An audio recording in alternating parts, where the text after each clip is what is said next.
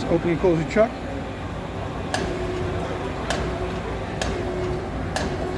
Okay. Then the tailstock.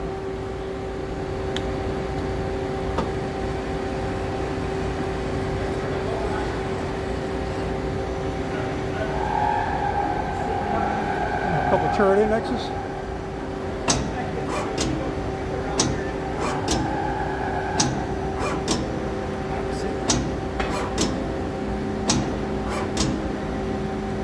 Okay, let's do some rapids on the Z.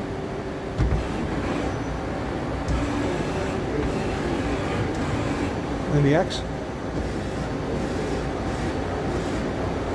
Okay.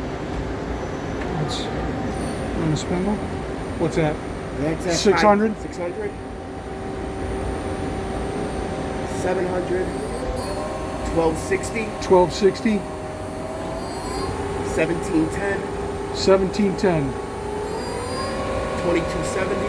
2270. 2700. 2700. Okay. 3270. 3270. Hold on. Okay. 3810. 3810. We're 4,000. That's 4,000 RPM.